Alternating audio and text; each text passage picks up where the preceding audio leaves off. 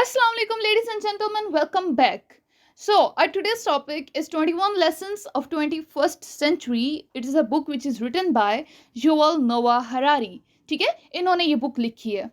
हम इसमें आज की जो हमारी वीडियो है इसमें बेसिकली ये युवल नोआ हरारी की ये जो बुक है इसी के बारे में बात करेंगे. इसके कुछ लेसन्स के बारे में बात करेंगे जो मोस्ट इंपॉर्टेंट लेसन्स हैं जो हमें अपनी डेली लाइफ में इम्प्लीमेंट भी करने चाहिए और जिनसे हमें काफ़ी सबक भी मिलता है. तो लास्ट वाले कुछ लेसन्स बहुत इंपॉर्टेंट हैं, लास्ट तक लाजमी देखिएगा. चलें शुरू करते हैं. The very first one is disruption of traditional jobs. ठीक है, इसमें क्या मतलब है कि जैसे जैसे आर्टिफिशियल इंटेलिजेंस बढ़ रहा है, एआई तरक्की कर रहा है, आईटी इंफॉर्मेशन टेक्नोलॉजी जो है ये बहुत तरक्की कर रही है, तो इन सब की वजह से हमारी जो जॉब मार्केट है वो रीशेप होती जा रही है, वो पहले से बदलती जा रही है. ठीक है, पहले जिस तरह की हमें वो इंडिविजुअल्स को स्किल्स चाहिए थी, जो हमारी रिक्वायरमेंट्स होती थी जॉब्स की वो अलग थी, लेकिन अब जो स्किल्स चाहिए, जो रिक्वायरमेंट्स हैं वो अलग हैं. तो हमें क्या चाहिए कि हम खुद को चेंज करें. जो आर्टिफिशियल इंटेलिजेंस के हिसाब से जो डिमांड अब आ रही है जॉब्स की, हम उनकी तरफ ज़्यादा रुझान दें, हम उस तरह की स्किल्स हासिल करें ताकि हमें जॉब मिल सके. ठीक है, क्योंकि ट्रेडिशनल वे में हमें जॉब कभी भी नहीं मिल सकती. Second is data and privacy concerns. मतलब जैसे ही ये जो हमारी एज अभी जो चल रही है ना, ये डिजिटल एज भी इसे कहा जाता है. ठीक है, मतलब ये एक डिजिटल एज जो आ गई है, इसमें हम सारा डाटा तो इंटरनेट यानी ऑनलाइन पे हम यूज़ कर रहे होते हैं, इंटरनेट पे अपने डाटा को कम्युनिकेट कर रहे होते हैं. ठीक है, और उसके अलावा हमारा डाटा मतलब डायरेक्टली और इनडायरेक्टली इंटरनेट पे शेयर हो रहा होता है. ठीक है, तो उसकी वजह से जो है काफ़ी सारे रिस्क भी ऑफ कोर्स होती हैं, उनकी कंसर्न्स भी हैं कि हमारा डाटा प्राइवेट रहे. ठीक है, कोई भी नहीं चाहता कि उसका जो डाटा है या उसकी जो इंफॉर्मेशन है वो पब्लिक हो जाए. तो इसलिए हमें ये वाले मसले भी बढ़ रहे हैं जिनका हमें खास ख्याल रखना है. ठीक है, the digital age has brought up upon unprecedented data collection. मतलब अनप्रेसिडेंटेड कहते हैं बेमिसाल को, जिसकी पहले कोई मिसाल ना मिलती हो. ठीक है, तो ऐसे हमें प्रॉब्लम्स हो रही हैं.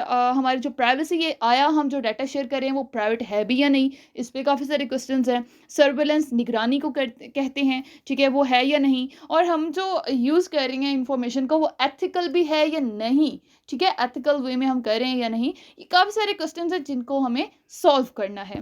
Next is nationalism versus globalism.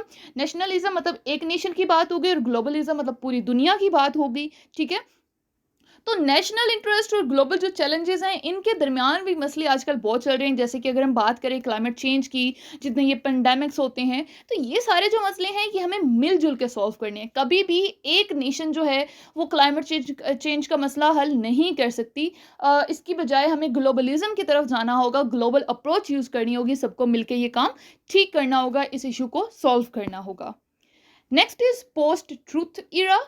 ठीक है, ये हमारे पास पोस्ट ट्रूथ, पोस्ट कहते हैं ना बाद का, इरा तो दौर को कहा जाता है, यानी सच के बाद का एक दौर. ठीक है, आजकल जो फेक न्यूज़ है, मिस इन्फॉर्मेशन है, ये बहुत ज़्यादा फैलती है. ठीक है, बहुत ज़्यादा, क्योंकि सोशल मीडिया का दौर है, यहाँ पे आवाम को कुछ पता चलता नहीं है. ठीक है, कोई प्रूफ नहीं होता उनके पास, बस वो बात को शेयर कर देते हैं. ठीक है, तो ये ट्रेंड्स और ये सारी चीज़ें जो है ना, ये ट्रूथ की बजाय फेक न्यूज़ और मिस इन्फॉर्मेशन को बहुत ज़्यादा फैला रहा है. तो हमें थोड़ी डिफ्रेंशिएट करने में कि ये सच है या झूठ है थोड़ा सा मुश्किल पेश आती है. लेकिन हमें जो है यहाँ पे क्रिटिकल थिंकिंग का सहारा लेना होगा ताकि हम ठीक से फ़र्क पता चला पाएँ कि आया ये बात ठीक भी है या नहीं. ठीक है, बजाय आप अपनी जो इन्फॉर्मेशन, किसी की भी कोई भी बात पता चली है उसे आगे फैलाने की बजाय पहले खुद तसल्ली कर लो कि आया ये ठीक है भी या नहीं, और इसको आगे फैलाने से उस पर्सन को तो कहीं कोई नुकसान नहीं हो रहा. ठीक है, तो as a Muslim, as a human आपको इन सब बातों का ख्याल रखना है. Next is biotechnological advancement. Of course आजकल हर चीज़ में एडवांसमेंट आ रही है, स्पेशली ये जो टेक्नोलॉजिकल एडवांसमेंट है ये बहुत आ रही है.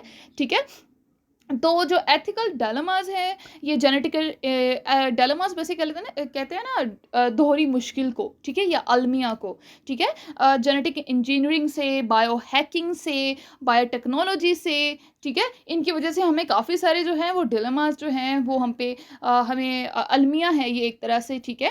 और हमें दोहरी मुश्किलात का सामना करना पड़ रहा है इसकी वजह से, ठीक है? तो हमें इन चीज़ों को भी कंसिडर करना है, इन चीज़ों को भी सोचना है और ये सोचना है कि हमारी बाउंड्रीज़ क्या हैं, हमारी वैल्यूज़ क्या हैं। हमें जो भी करना है अपनी वैल्यूज़ की हिसाब से करना है बजाय दूसरों की देखने के।